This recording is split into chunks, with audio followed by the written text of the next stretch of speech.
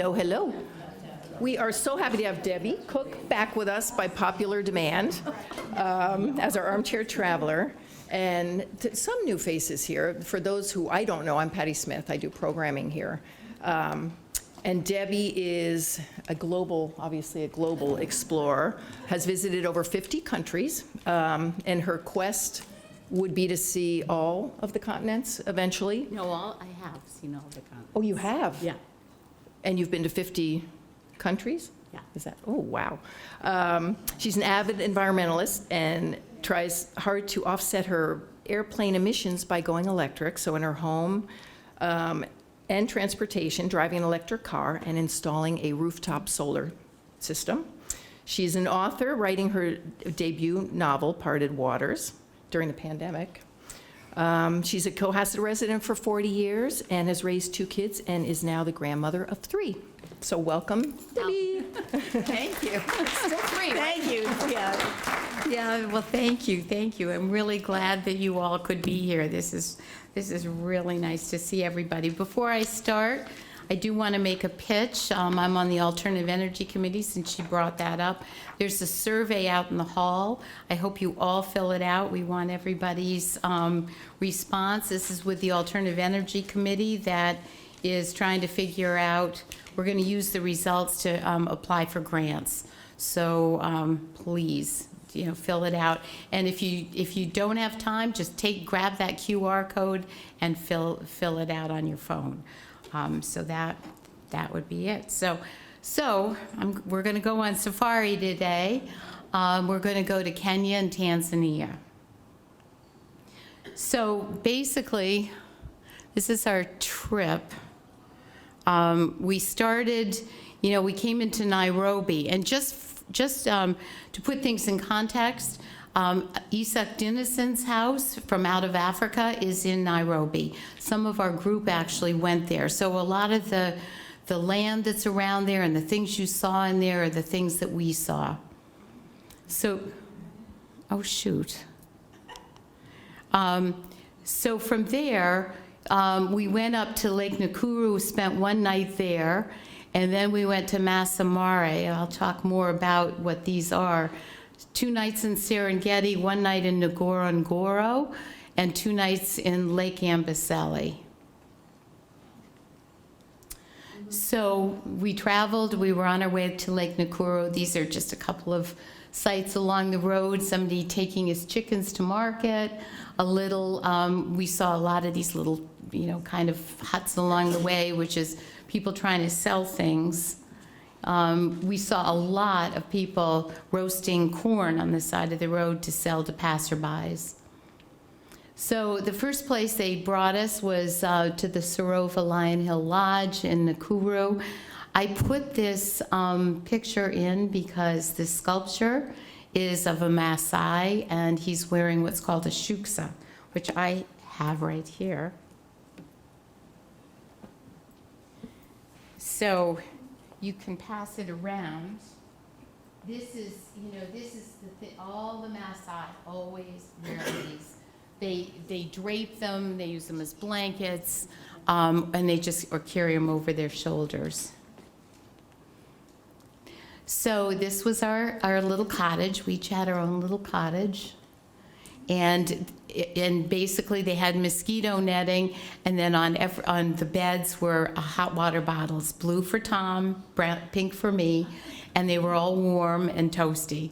I will say we never encountered bugs or mosquitoes or anything. I don't know. And we were warned and brought all kinds of mosquito repellent and never encountered a bug. So this is the caliber of the kind of food. This was at breakfast, the proud baker with some of his goodies. And this was, the attention to detail to food. And remember, a lot of these are very remote places that we are. So these were some of the sightings that people saw in Lake Nakuru at the lodge over a week. They would change this every week. And, we saw some of them, but not all of them. But over the course of the time we were there, we saw these and more. So I don't know, you probably have all heard of the Big Five.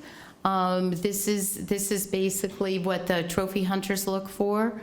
They're the most dangerous animals: the lion, the leopard, the elephant, the Cape buffalo, and the rhinoceros. And I will tell you, as time went on, I didn't know much about Cape buffalo. As a matter of fact, I really knew nothing about Cape buffalo.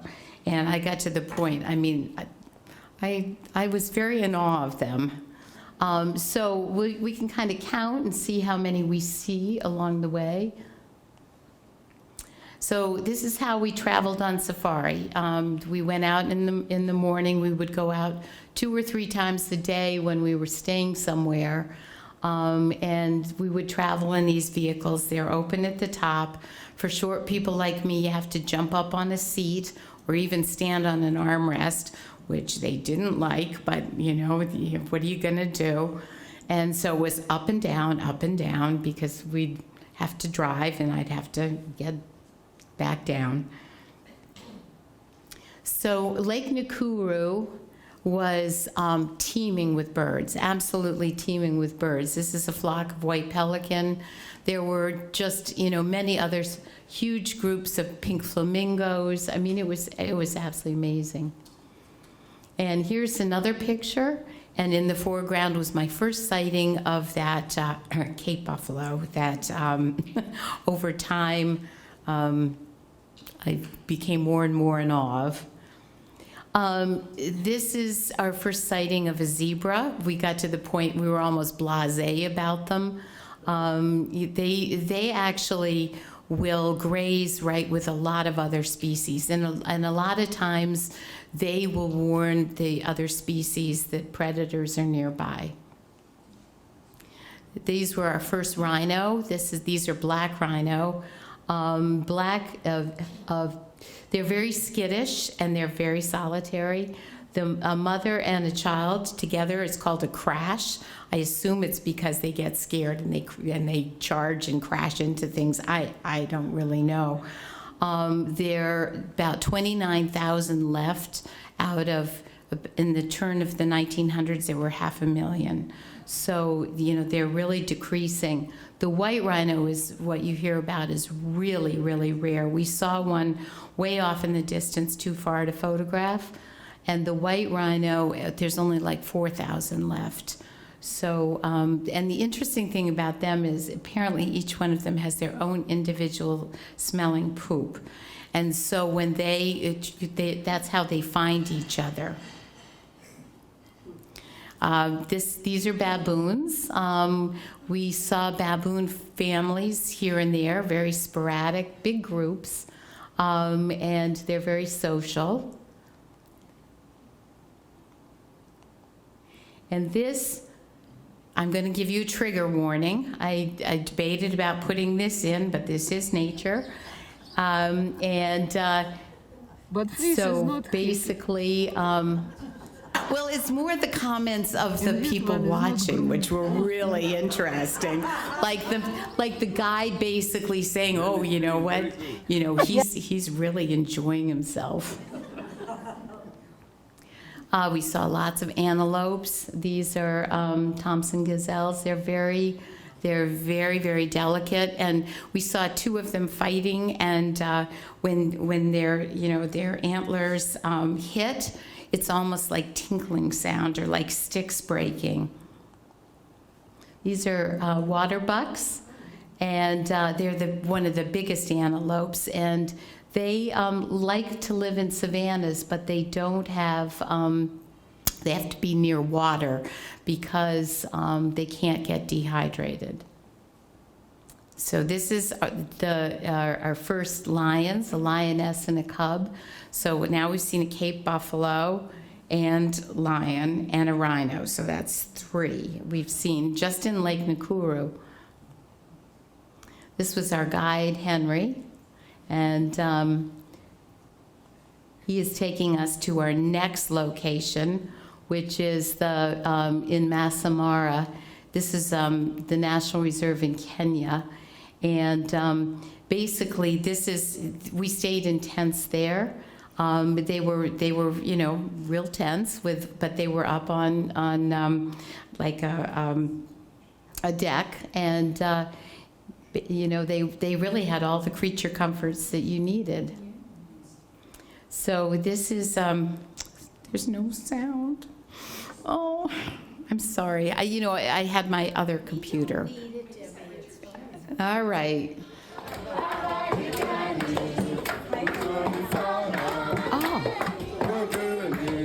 there. So you can see the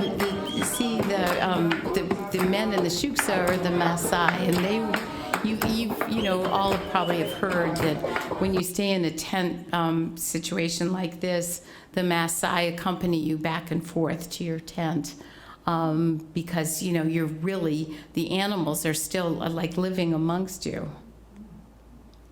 So the next morning we got up and we went ballooning over Massa Mara. Now Massa Mara is in the northernmost part of the Serengeti. It's part of the ecosystem there, so it's very similar to the Serengeti. And this is one of our views from the balloon. The balloon held about 16 people, and our safari group was 10, so there were a few others. It was very idyllic. I know that there was probably some things going on that probably wouldn't make you happy, but it looked very idyllic in the morning, and all these different species were coexisting. Whoops. So the noise you hear, that's the balloon. That's the burning the helium. So there were other safari groups there. Those balloons are different groups.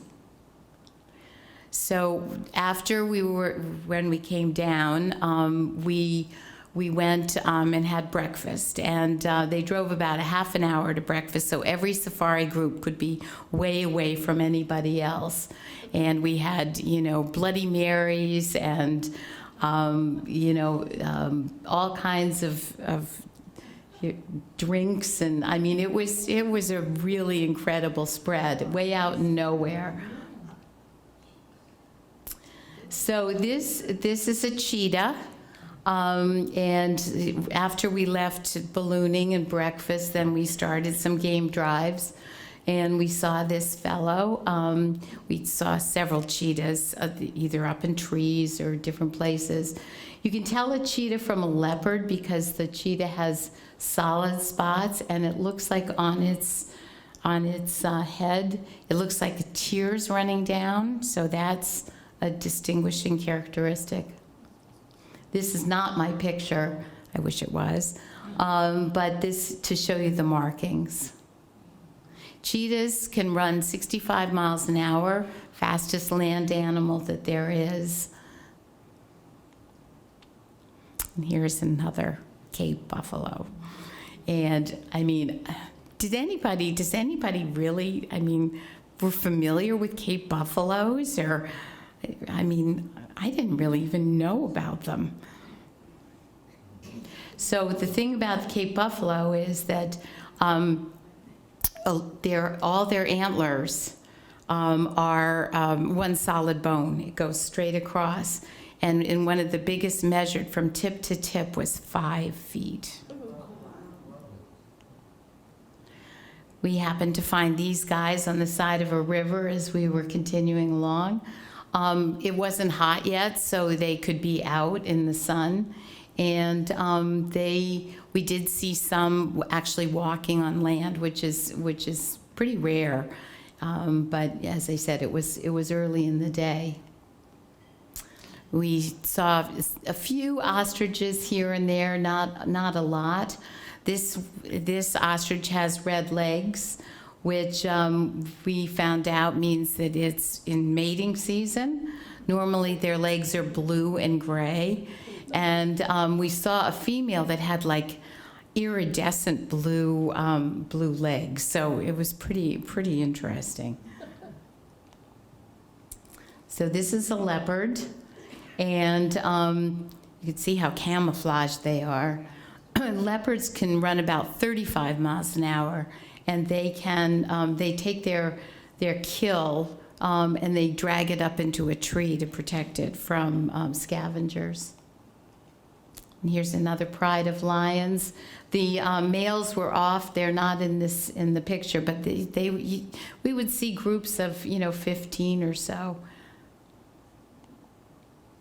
And this one was this is not a snarl, it's a yawn. But it just, I just thought that was pretty cool. So this was our second night in the tent. And basically we had come back after, how they were dancing the night before. This night, they were, I guess it was very rare, but everybody started dancing. And we all danced together, and we stomped our feet in the main tent after dinner and everything. It was really raucous. And then, and of course, the Maasai were dancing with us, which they're usually a little standoffish, I understand. But here we were being escorted. We get into the tent, and I asked if I could, roll up one of those protective things on the tent, and the guy goes, yeah, I guess. And so he rolled it up, and anyway, so, I wanted to look out. About 9 o'clock, all the lights went out, and there was it was so black, you couldn't see anything. And about 2 in the morning, I woke up and I heard this really heavy breathing and this chewing noise. Breathing, chewing, and I said, oh my gosh, I can't see anything. Should I go out on the deck? And then I said, I don't know who I'm going to find there. So the next morning, I was telling the Maasai who was accompanying us back to the place for breakfast, I said, do you know what that could be? And he said, well, look over there. And it was not this guy. What I was seeing 50 feet away was a rear end of a guy like this. So now we're on the road again. We're heading into Tanzania. And I just want to give you a little taste of what it's like to drive on the dirt roads. This was an especially bad patch.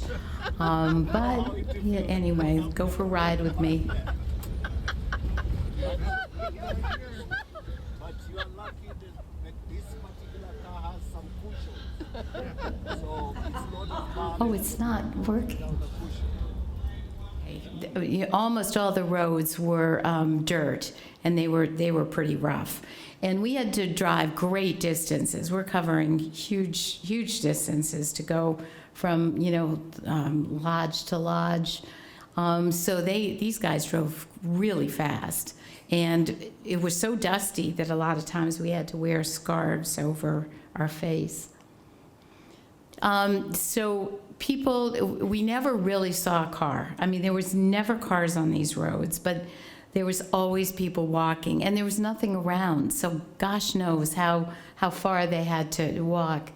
I am assuming, because we were still in Kenya when I took this, that these are maybe Kikuyu. The Kikuyu and Maasai live in that area. The Kikuyu mostly around Kenya, the Maasai more in Tanzania.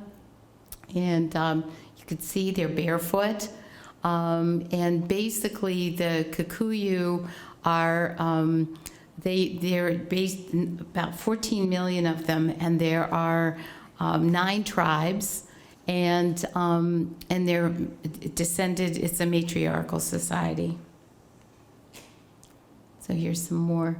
Their fabrics are just incredible.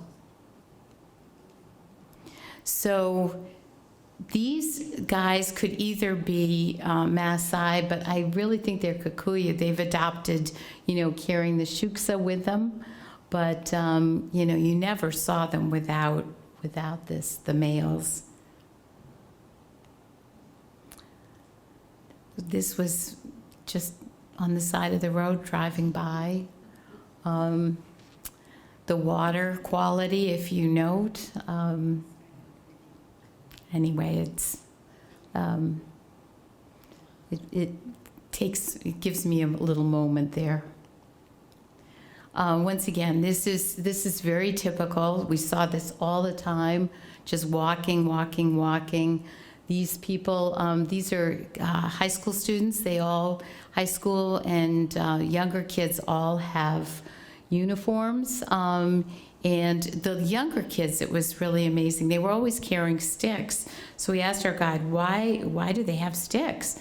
And he said they're bringing home, this is fuel for their cooks' stoves for dinner. So this is a Kikuyu home. Basically, what I understand is that they try to build these in a day, because they believe that if the roof isn't finished, the bad spirits get in. So there's a lot of pre-planning. I mean, they're really ready to go. So, and then they go like crazy to get it done in time. We saw many villages like this going through. This is probably actually not a village. It may be a family. They're polygamous, and they build a separate structure for each wife. Sometimes, it's a couple of males and then the females, so they can have quite a few structures. This was a very unimpressive entrance to the Great Serengeti. I thought it would be maybe a little more. So this is the ecosystem that we're talking about, and so Masamare, that's where we were. That's where we went ballooning. That's at the top. And then the Serengeti, which is the main part, is down here. And then Ngorongoro, which is where we would go, that is a huge crater.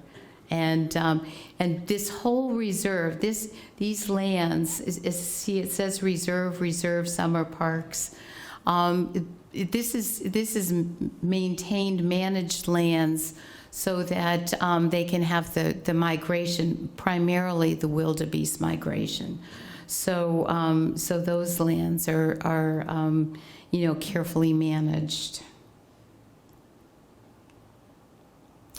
This is where we stayed in Serengeti, and it was it looks really luxurious, but it was really just like a oilcloth tent. The bathroom was separated by a piece of oilcloth, and we had composting toilets and water heated by solar, and it was everything we needed. It was pretty luxurious. We'd come in at night and they would have let down the mosquito netting. This is not my picture. I took this off their website, but this was where we ate. It looked just like this, but we didn't have the birds on the table. And, once again, it's in a tent. So we went out in safari the next day, and these are the first giraffes that we saw. They travel in big groups. This is another group, which I think they thought they were hiding from us. And here is a little video, very short.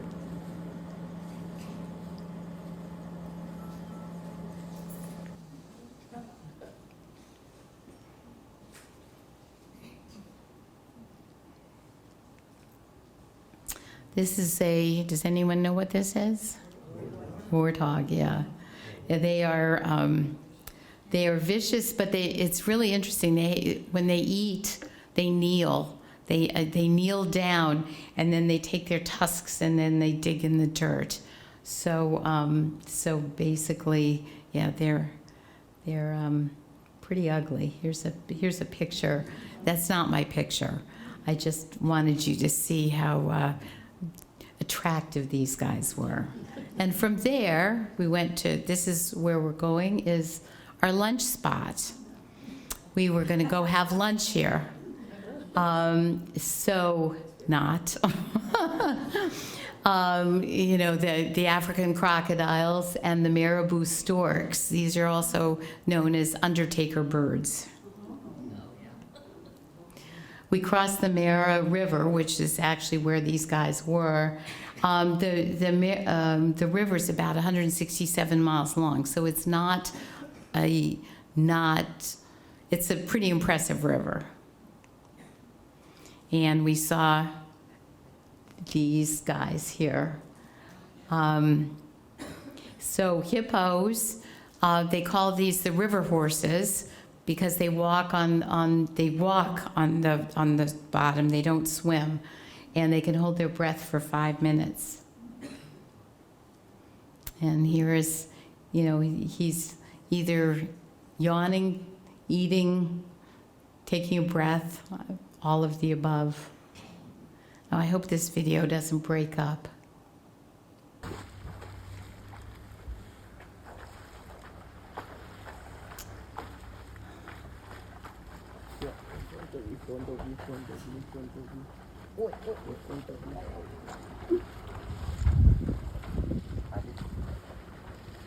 I know.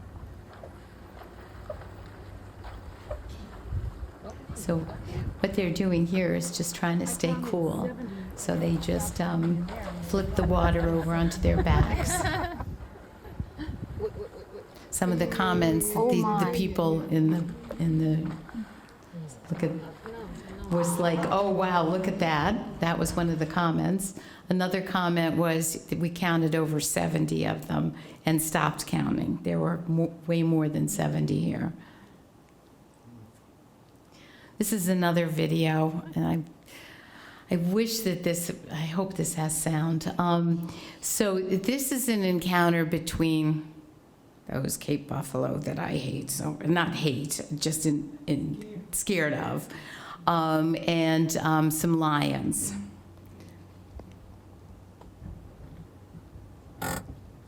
Buffaloes, when there are more than one, and they help each other. The comments were, oh my gosh, those Cape buffalo are pretty brave. As these lions are confronting them, that would have been the comments.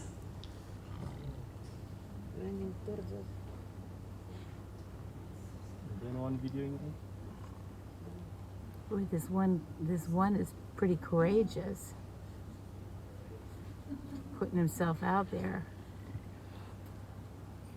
Oops, I guess he got a little chicken. Oh, no, it's opposite.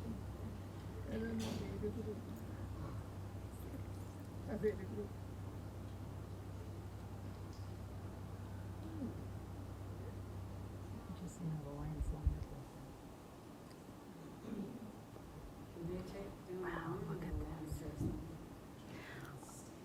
In this case, the lions backed off at the end. The Cape buffalo lived for another day.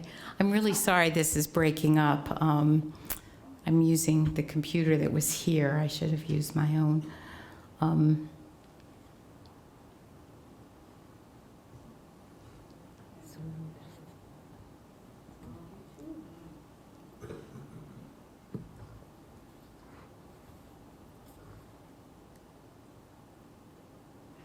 So that's it.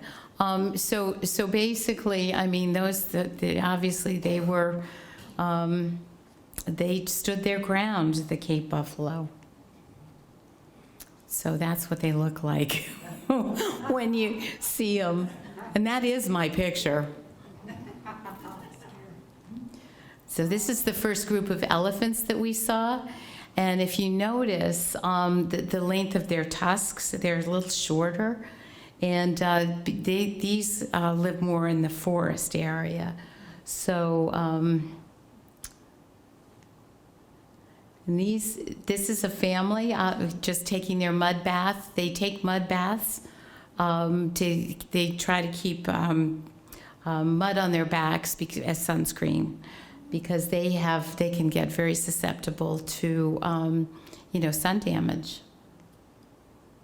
Now, this is a different herd at a different time, but I wanted you to see the difference between the savanna elephants and the ones that are more, in the forest. So,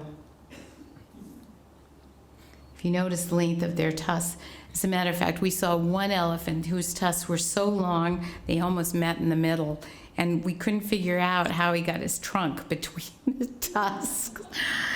They were like curling in.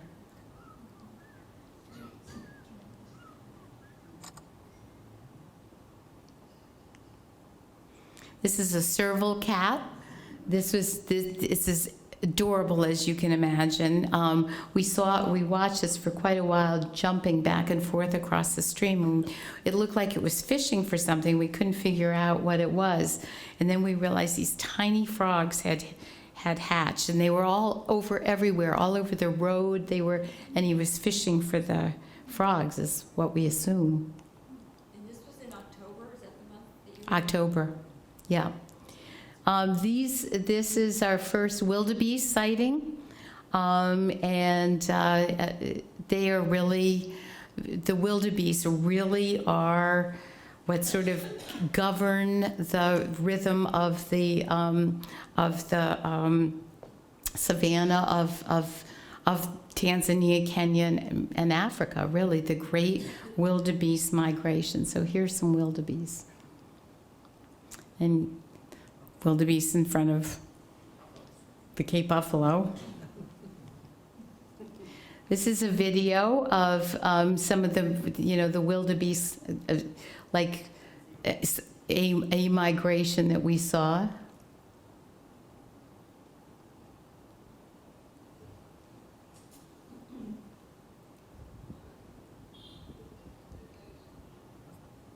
Обратно. In a different direction. Debbie, did you have a long lens camera, or was this just a regular? I used not a long lens, I had a SLR. I was using that, but for these videos was just an iPhone. Yeah, that's better. So what you would have heard was the wildebeest trying to cross the road, and there was a car horn. And so they broke up and they went the other way. And then on the other side of the road, where it was really dusty, they had been continuing along their way. So this is the great wildebeest migration that we've probably all heard about. Now remember, we were there in October, right? Right there in Masai Mara. At this point, we were down here. Later on, we would see them over here. Now, this is not where they're supposed to be.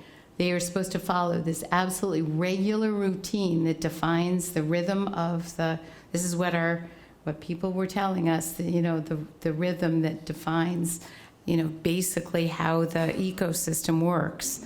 But climate change has really messed everything up, and now they're breaking up into smaller groups. And some of them aren't migrating, they're just staying places. It's really, really different. So we happened to come upon this beautiful site, the carcass of a Cape buffalo, and with two vultures. All I could think of was buzzards. Two vultures. This was obviously who had done it, and he was on the opposite side of the road with another. There was two lions there, and we watched him keep his eye on the carcass. And we thought he was like satiated and everything. But when the vultures came in, he said, "I'm not having this." So he went across the road, and I have videos, but I decided to spare you.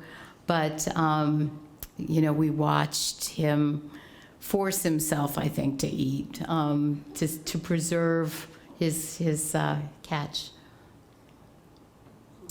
And this is a little hyena. This is actually the same hyena, kind of like popped up in different spots. It was really funny. We'd see him here, and then we'd drive over there, and then he'd be there. And I thought this was really cute, just coming back from a mud bath. So now this is a group of Maasai, the housing. And Maasai basically are semi-nomadic, and they base their diet is basically their cattle, milk, meat, and blood, and they really don't have much of other diet. So, so they're really, really dependent on their cattle.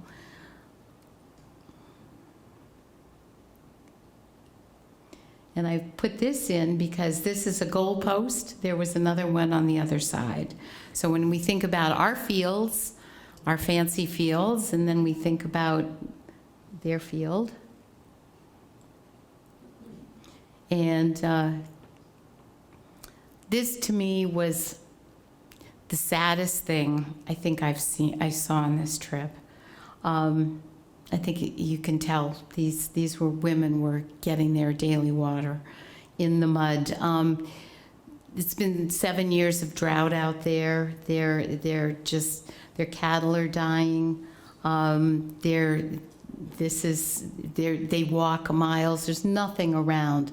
If you go out here, they've walked for miles and miles.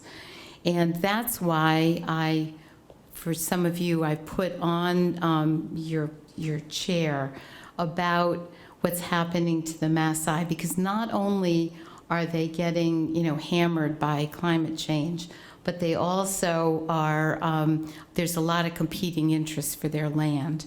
And so there's a huge concerted effort. I just saw this article yesterday in the Atlantic, and I urge you all to look at it, to talk about the competing interests of the land there between people like me, the concert, that come in safari groups, people who want to conserve the land, and then also people from like the Mideast who are trying to, get in there and buy the land for their uses. Here's another group. This woman, I think, was probably pretty lucky. She had donkeys to carry her water. You never saw that. Mostly they always carried it on their heads. Do they boil the water to drink it? I mean, there's not a lot of firewood. I mean, they have to. So the irony is, that was right outside the entrance to this 5-star lodge, which was absolutely, this lodge was in that crater that I talked about, the very lush, crater, the Ngorongoro, and it was just astonishing. This was just part of our room. We had a bathtub room, a sink room, an indoor shower, an outdoor shower adjoining. There was even a hooks with shoehorns, shoe brushes, and umbrellas. I mean, there was bathrobes, there was everything. And anyway, it was. I don't know. It probably wells, but I mean, it's just quite a difference. This was the pool, the infinity pool with the view. It was absolutely incredible. And I will say this resort is owned by a Tanzanian, supposedly. So now we left there, we left the crater, and now we're heading to Amboseli. And so we're at the border, and these are some Maasai women. My bracelet here I got from them. They make everything. Our guide said they do make everything. He kept saying, they really can pester, the tourists. So really ignore them, or whatever. And I kept thinking, you know what? If we don't buy from them, they don't eat. I mean, there's no social safety net for these people. And they were lovely. They were so grateful and gracious. So this is where we stayed in Lake Amboseli, the old Tukai Lodge. And it's 184 miles south of the equator. And this lodge reminded me of the magnificent hunting lodge. This is what I would always imagine the big trophy hunters' lodges would look like. It was just spectacular. This is the kind of food that we had there. And this is the kind of food we had at the other places, too. I mean, buffets, things labeled, things from all over the world. And I was thinking, you have to realize how many hundreds of miles they had to drive to bring this to us. And this is Mount Kilimanjaro. And this was right outside where we stayed. You know, we'd walk out in the morning, and there was Mount Kilimanjaro. And this is a video of getting up in the morning. So here we are, sunrise in Kilimanjaro. And what you would have And heard is out me there are the saying that there were wildebeest. wildebeest out there as far as the eye could see. A small migration going across, and there is Mount That's what I would have been Kilimanjaro saying. in the haze. More wildebeest as far as the eye can see.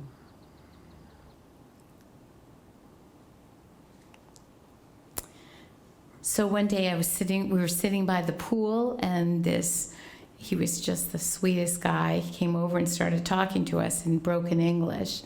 And he was telling us that he made all his own beadwork. He made that. And over here, right here, this beadwork showed that he was married. So we asked him how he met his wife, and he said, well, my village got together with her village, and I saw her, and I jumped really high so she would see me. And she chose him. And now they have a little boy. So I said, what do you do around here? And he said his job is to keep the baboons and the monkeys away from the tourists, so with a slingshot. So that's what his role is to patrol the property and keep the monkeys and baboons away. Like this guy who greeted us one morning. And this was from our very last drive. It was sunset, so it's kind of grayish, but I just thought it was absolutely a wonderful way to kind of wind this up. And this is the very famous umbrella acacia tree, and kind of what I always think of Africa. And that's farewell in Maasai. So thank you very much.